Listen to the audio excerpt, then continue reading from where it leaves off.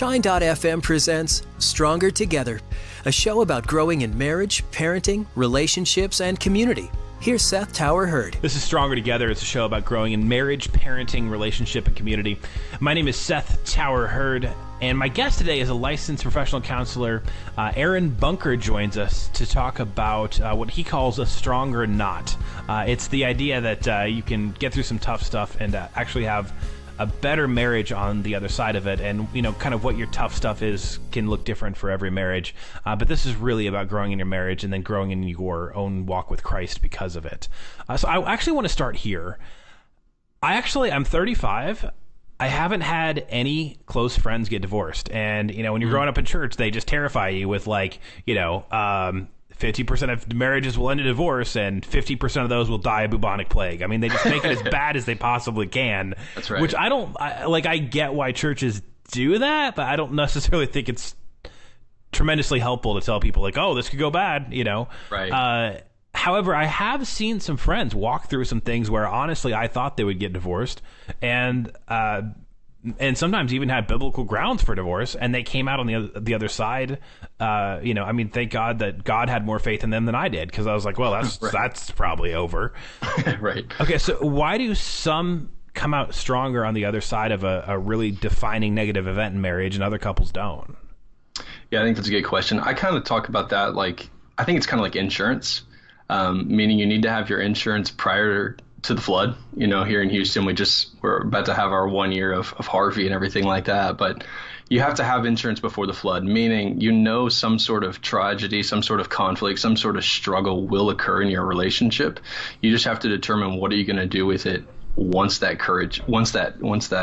struggle occurs. Are you going to use that to grow closer together? Or are you going to go, oh no, I didn't know this was coming. What am I going to do here? And that's where you have the potential to either really grow closer together through conflict, or separate and kind of isolate and put up that defensiveness.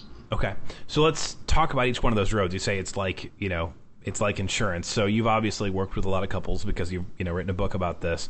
What are the positive and negative characteristics, or maybe a better way to say it is, if somebody comes in for marriage counseling, what do you hope they've been doing for the last few months or years to work on their relationship? Yeah, that's a good question. I don't even necessarily have those expectations, to be honest with you. The expectation I want them to have is that they want it to be different and better. If they come in there saying that I want it to be different and better, then there's hope, there's grounds. I want passion. It's hard for me to create passion in somebody. It's hard for me to create what I want them to do. I want them to be committed to the process. Sometimes people come in for counseling just as a check the box. I just wanted to say that I tried counseling before divorce. So really the only thing I want them to do is to say, hey, I'm willing to fight for my marriage. Okay. And so can you give me kind of in generalities, I know you probably can't give specifics, but sure, when we talk about, marriage is going through something really bad and then coming back, and we're not going to spend the whole episode on this, but, what I would call really bad and then came back is, I have seen people go through infidelity and make it. And I've also seen people go through maybe what would be called financial infidelity, a major financial situation. In one case, hundreds of thousands of dollars that one person in the marriage didn't know about. And those couples in kind of those situations made it through. Actually, there's probably more than one in what I would call financial infidelity, right? Somebody took all the money out of the bank account and spent it, had a bunch of secret credit cards, something like that. And the other person going, we got kids, we got a house. What the heck? Yeah. Right. So a lot of people would say, oh, well, you tried, you tried. I guess it's probably not going to happen. But you've seen people come back from the brink like that. I have.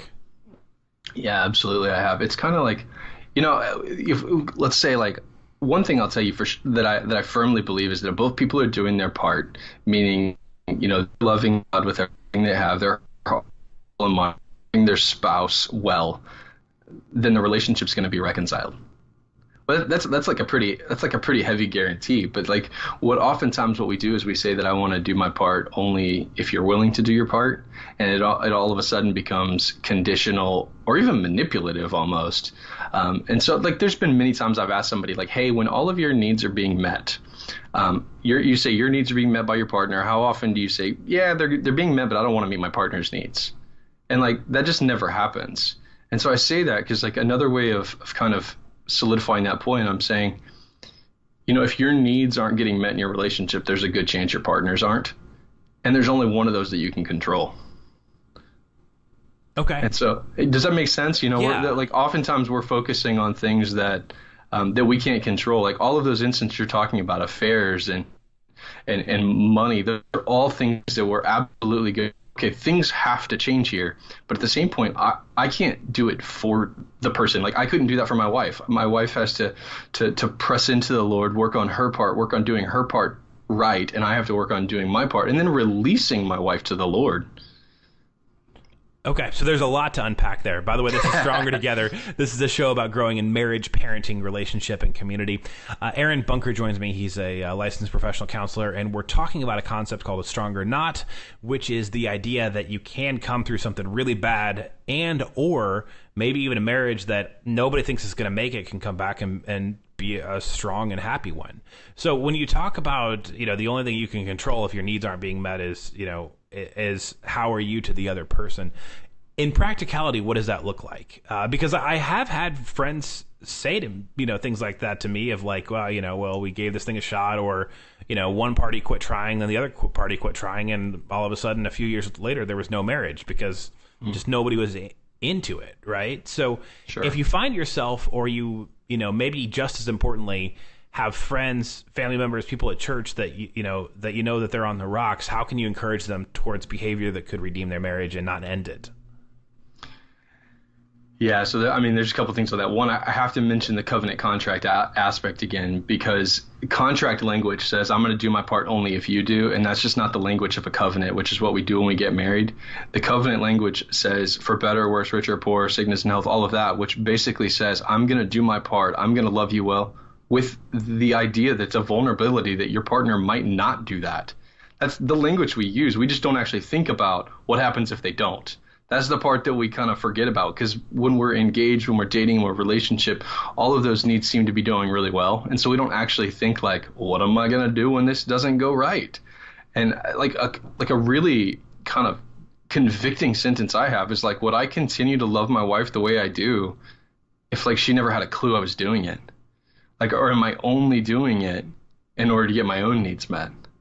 And so there's a couple things I would tell people to do in that case. One, I would say continue to not let your partner's actions, reactions, and emotions dictate your behaviors. Your behaviors, according to Christ, is what his example for you is, not the imperfections or the struggles of your partner. So that kind of aspect. So one idea would be say, okay, I'm going to, because obviously a lot of these things you can't do on your own. You need God in order to do a lot of these things. So you're pressing into the Lord in order to give you the strength and the abilities in order to continue to do your part. Because otherwise, like he could have made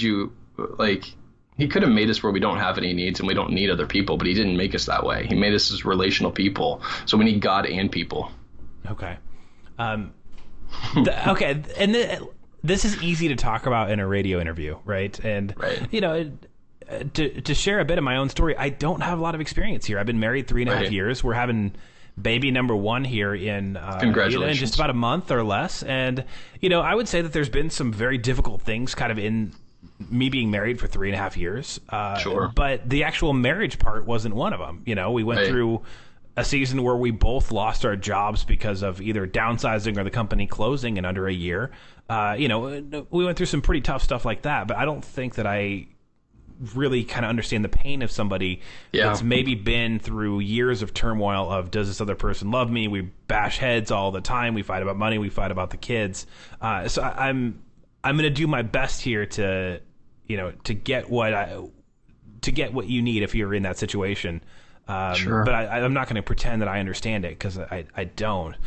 Right. Let's land here with me for a second. So I have seen people, and I've actually confronted a couple friends basically to say, you are terrible at marriage. Like, nobody would want to live with you. And I maybe tend to be too aggressive in that, but I do think that there's a community aspect to this of, church family, blood family, close friends.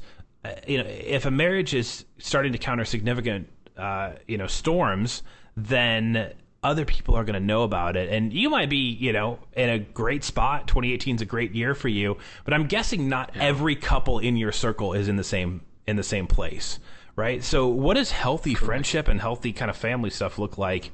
You know, if you see people and they confide in you, because I think if you just see people fighting a whole bunch, there's not much to do about it. But if somebody confides in you, man, I'm really struggling here, what do you do? Yeah, that's a great question. I think we have to enter into that pain with them. I think like other cultures I'm not as confident in, but I know Americans, I feel like we just really struggle with the concept of pain. We struggle when people are hurting because honestly, a lot of the times, like I would say that the way you're approaching is not horrible. I think that's pretty rare actually to be that direct. I think most of the time people want to avoid it. Kind of like that plague you alluded to earlier, right? They just kind of don't want to do anything with it because it makes them feel uncomfortable. Like pain makes people feel uncomfortable, so we want to take the pain away. And I think sometimes we just want to let people know that, first of all, it's like if you're the one who's hurting, I think it's okay to not be okay all the time. Like we have to be real in that pain and that loss. We have to grieve. We have to mourn. Like, you know, Scripture talks about like comforting one another when you're in pain, right? Like that's the role, is we want to comfort people and then encourage them to let them know that there is hope, right? There is potential. There is healing out there. But yeah, you're right. There's none of this that we're saying, like you say, it's easy to talk about on the radio. Of course it is. This is the easiest session I've had all day, right? Like that's not going to be the rest of my day. The practicality is a lot harder, and there's real emotions and there's real pain. And man, I think we have to sit with people and be able to grieve with them, love on them, but also try to encourage them that it doesn't have to end here. This is just a season. Yeah. And let me just say, to be real, right, that it doesn't always go well. When I've had to have hard conversations with friends, specifically around marriage and relationship and stuff, you know, I've got one example where they say that I'm their friend for the rest of their lives because I stood in the gap for them. And I've got another example of somebody who absolutely hates me that would tell you I'm the devil. Right. And in both cases, I didn't approach it lightly. I really felt like the Lord had put it on my heart to go do something about this. And I feel much more comfortable having lost a friend than having remained silent when I felt like God had something for me to do. Absolutely. You were bold and you spoke in truth. And I mean, some people aren't ready to receive the truth, right? It's like the prodigal son, like he had to come to his senses. You know, like we can't make people come to their senses. You can do your part, but that doesn't mean they're going to respond well. And I agree with you. I would rather speak up than go, man, I really wish I would have fought for my friend, or I wish I would have fought for my own marriage. Yeah. Aaron Bunker joins me. We're talking about a concept called a stronger knot. The idea that, you know, it's not necessarily what happens to you in marriage or the road bumps. It's your response, and the health of your marriage doesn't have to be dictated by just the stuff that's happened. Let's go ahead and turn in here a little bit. So you do have something to say about, you know, a person's own relationship with Christ and their own faith walk and how that affects their marriage. And that seems really obvious. If I'm like, oh, of course, you know, you should do that. There's a Sunday school answer there. But can we unpack that in a way that's helpful? The idea how that's necessary, I think it. So the main thing I think about is so. Let me tell you this. So like the book I wrote, like it's basically it's on like our family values, right? So me as a family, like me and my wife prayerfully prayed over what do we want our family to believe in, and there's about 9 of them, and that's what I wrote the book about, right? Really practical things to really dive in deeper. So it's not like it's for couples in trouble, but it's also for ones to go, hey, you know, like people who are going, hey, we're doing good, but I think we can keep going. And the first value on there is, in our home we love God. The second one is in our home we love people. And so to unpack that, to me, it's so Jesus is asked, what is the greatest commandment? And it's a trick question. We won't go into that. But what he says is, you know, the first commandment is to love the Lord God with all your heart, soul, and mind. And the second is like it, to love your neighbor as yourself. And so the more and more I think about it, I think of love kind of as like a cup, the way it's supposed to work. So, or a mug, because I drink coffee all the time. I've had 3 cups. It's not even noon. Okay, so we have a mug, and you have your mug here, and the way ideally it works is God's love of you pours into your cup. It fills you up with love so that you're operating out of your own identity of who you are. Like, you're confident in who you are. You're not looking to your partner in order to tell you who you are, to validate your identity. And as that cup fills up with love, it oozes out and it spills out onto every other aspect of your life. And so loving God is loving people well. I don't actually think you can do the first without doing the second. I think what happens is sometimes we try to, get our needs met from our partner that maybe weren't even their needs, like their responsibility to meet in the first place. And so loving God well, one of the best things you can do to love God well is to have God, to receive the love that God has for you, so that, because it says, that, in Scripture, it says that we love because He first loved us. Like, that's the impetus. We feel the love, and therefore we love other people, as opposed to, I'm loving you so that I feel good about myself. Aaron Bunker joins me. This is Stronger Together. It's a conversation about growing in marriage, parenting, relationship, and community. And what you have to say there about, you need to look to God for your God needs, right? Not to your spouse for your God needs. I'm already even seeing this in the parenting world, and I'm not a parent for another couple weeks to a month here.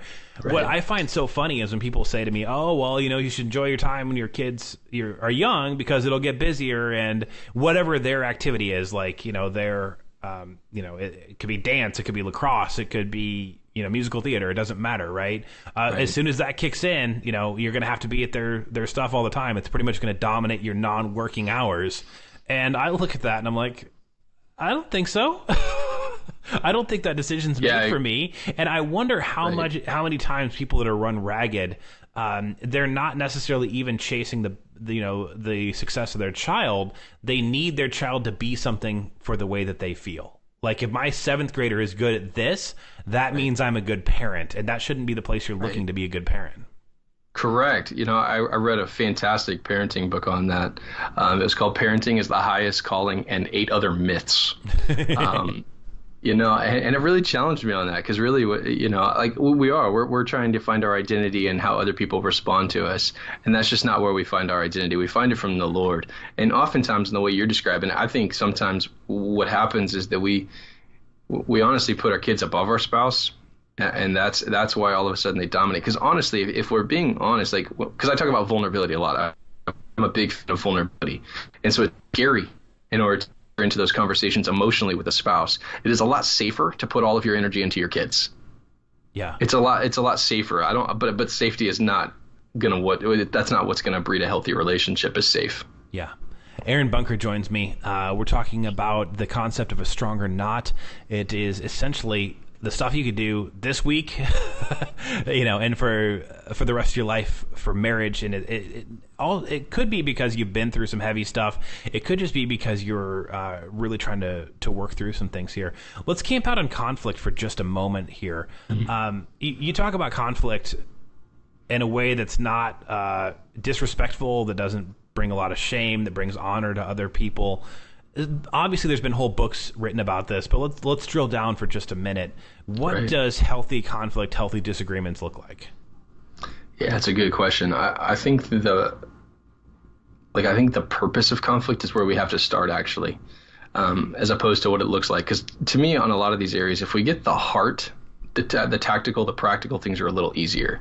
And so, what is the heart of why do we have conflict? I'll correlate it with parenting as well, actually. Parenting, when you're correcting a child, the hope, you're trying to deviate a behavior or something like that, but then you're also trying to reconnect with your child. And so the same thing when we're talking about marriage. So you're connected, hopefully. If you're not connected, you can see why some of these conflicts won't go well in the first place. But then a conflict occurs, which is what I'm going to use correction. Those are similar things. So conflict happens. The goal of the conflict is to actually solidify your relationship closer, as opposed to give them the Heisman and push them away. The idea is to open up so that you can grow closer. And if that never happens, I think sometimes it's easy to say, oh, we never fight, so we're healthy or whatever. And what's scary about that is if you have somebody bubbling up inside for 3 months or 20 years, if Correct. There's never any disagreement and you figure out how something's going to work for both of you, it's very scary to think that after that time that, one person's never spoken up and then all of a sudden it's like, I don't get it. I'm unhappy. I hate my life. I hate my life with you. Yeah, that's all too familiar of a story, unfortunately. I call vulnerability the potential to be hurt. Brene Brown's written lots of books on that, but that's my definition of the potential to be hurt. And I don't think a relationship moves forward in richness and depth without vulnerability. So it's the amount of vulnerability that you're going to do that determines how deep and rich that relationship grows. I heard a quote the other day that said, vulnerability breeds vulnerability. And so, yeah, it's scary to me when people just don't talk about their feelings because, like you said, that resentment's building and eventually it's going to pop. Yeah. Aaron Bunker joins me. The book is called A Stronger Knot. We're talking about how to build up your own marriage. Could be that you or someone you care about, a couple you care about's been through something that could have been a huge blow to the marriage, or you're just trying to week, have a better home life, have a better family life. Let's talk about the role of emotions here for a bit, because you say that understanding your emotions and learning how to use them appropriately and effectively is a huge deal here. Man, that's a tough road to walk, because we think about some people who are just very type A and who are sort of turned off from their emotions, and we think, Right. oh, well, why can't those people feel anything? But on the flip side, if your emotions and not your reason and your faith and your brain are the only thing that run you, so if your emotions override all those things, you're going to be a really difficult person to live with, because you're going to be crying and throwing things all the time. Right. Yeah.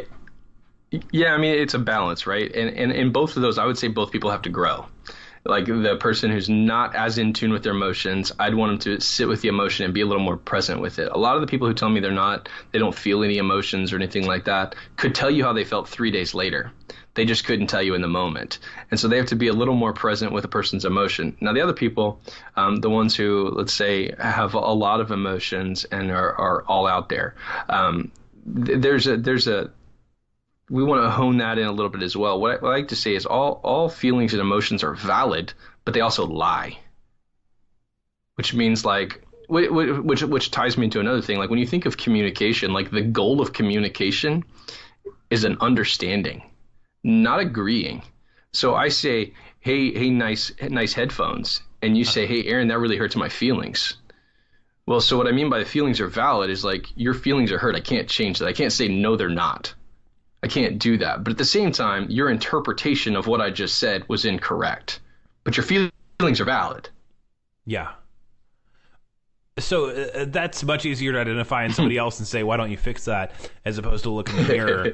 And probably all of us lean one way or the other, right? Like you either lean, I shut my emotions off, or you lean maybe too much into like I'm being controlled by them. What Sure. does maturity in Christianity look like as far as like when we work on this ourselves so that we can have better marriages? So Dan Siegel talks about that in one of his books. The idea. So like even when you think about left brain, right brain, because that's a lot of the times where we hear I'm more on one side, I'm more on the other side. And what he says the left brain. So left brain is the logic. The right brain would be the more emotions. And so he calls the left brain, like if we're too far on the left side, it's called the bank of rigidity. Or the other side, the right side with the emotions, all of that side, if you're too close on that, it's the bank of chaos. And so the way it looks is here. The good news is so right brains, you have to use your own right brain in order to connect with somebody else's right brain. So I'll give you an example, right? Your wife is feeling very emotional, very upset. You can't go in there and say, hey, there's no reason to be upset. What you do is you enter into her emotional world using yours. So you comfort her. I'm really sorry you're hurting. Give her a hug. But then integrate back into, okay, let's talk through this. Like we can't stay in the emotion. We don't, but we have to enter into it in order to get back into the left side a little more fluid. So don't, and what happens oftentimes I see is somebody has we'll call it an overreaction or an emotional response. The other person is freaked out about it, thinks it's too emotional. Yep. And so they go the opposite direction. They shut the emotion down, which in turn makes the other person shoot up even more emotions. Or eventually that person on the emotional side will go hard left, which is basically, you're hurting me, I'm done. And so what they have to do is enter into that pain, enter into the emotions so that we can move forward. Aaron Bunker joins me. We're talking about his book, A Stronger Knot, which is about building up marriage. I think that was probably the most important moment of the entire episode right there. So if somebody's really hurting, really emotional, really angry, you have to go there first and not logic your way out of it. Correct. And if you are the person that is more emotional, you need to get a check on that before you go the other way. Actually, I do want to kind of just, as we start to land the plane here, talk a bit about how authentic friendship also can really protect your marriage, because it does seem like some of these things you're talking about are really hard to self-identify. Like, it's probably hard for me to be honest with myself about how much my emotion dictates, my decision making sometimes. And if it's a place where I'm in disagreement with my spouse, that's where it does seem like good friends, small group, kind of support from your church. Somebody can lovingly come alongside you and say, like, hey, dummy, that's not working because you're being super unreasonable. Absolutely. Yeah, we need people in our life who can call us on our junk. I have, like, what I would say a few people in my life who can tell me whatever they want, right? Like, because I know they're for my good, right? I know they're for me. And so those people, if they call me on something, I need to take it seriously because they have the potential to. And so if they don't, then maybe it's not something I need to work on. But if they say, hey, Aaron, you're out of line here, then I need to take that seriously because I know they're for me and they're not against me. Yeah. Aaron Bunker joins me. The book is Stronger Not. I do want to ask you about something that I have kind of seen as a social media phenomenon, and it seems like it almost in marriage it's shifting our attitudes, and that's the whole thing of like this hashtag self-care. Obviously, everybody needs a break. Everybody needs to relax. Everybody needs a little bit of chill out time. But it seems like 2018 is this time where like the trend is, you've just got to like, take care of your own kind of physical and emotional needs. And if you're tired, you should lay there and watch Netflix for 6 consecutive hours. And a lot of times what I see that kind of social media movement promoting is terrible irresponsibility, where it's like, I don't care what happens to the people around me. I don't care what happens to my marriage, my kids, because I need to lay here and watch Netflix for 6 hours. Well, the time to do that is when your kids are not 2 and 3 years old. Correct. That time's going to come again. It's probably not when they're both toddlers. Yeah, and I wouldn't call that good, healthy self-care, obviously, right? Like, we have to love ourselves well. The Bible says, love your neighbor as yourself. So it implies that you love yourself well, which is interesting because a lot of us don't. So if I prematurely love myself, which is watching 6 hours of Netflix, but we won't talk how I do that sometimes, that's not loving myself well. That's me numbing out. And me numbing out and not being a part of the family is not an excuse for my self-care. Self-care is good physical, mental, spiritual. It's all of that. I need to work out. I need to eat right. I need to be recharged. I need to be refreshed. 6 hours, 8 hours of, binge watching shows, although they're good shows, does not refresh me. It actually gives me less energy. Aaron Bunker joins me. The book is Stronger Together, Tying Together a United Marriage. Just as we wrap this thing up, if there's a way to summarize this whole thing, which is how to get through a rough spot, how to be honest with the person across the kitchen table from you, and really how to work on your own internal life and your own walk with Christ to become a stronger person so that you can have a stronger marriage. Is there any big stuff we didn't hit here, or a way that you want to summarize this thing? Because, I think this is one of those episodes you could go back and listen to 4 or 5 times and find a different application each time. But is there one thing where you want to just say, you know what, no matter who you are, if your marriage is in a great spot this year, if it's in a rough spot this year, this is the thing as a professional counselor I want you to walk away with? Yeah, that's a great question. Yeah, there is. I mean, it has to do with the vulnerability again. I think that's like the heartbeat I think that has to be the heartbeat of marriage. Marriage, if we're going from a biblical perspective, a lot of times what we're trying to do is we're trying to fix a broken world of Genesis chapter 3. But marriage was created in Genesis chapter 2. And marriage is all about vulnerability. Genesis 2:25, if I've ever signed a book for anybody, I always sign Genesis 2:25, which is they were naked and yet they felt no shame. When you are vulnerable, when you lay your heart down, you have to give your heart over to your partner. You're trusting God with your partner, but you are handing that over, and it literally vulnerability. Do not be afraid of vulnerability. Walk in the midst of it. Don't ignore it. Have awkward conversations. It's okay. You'll be all right.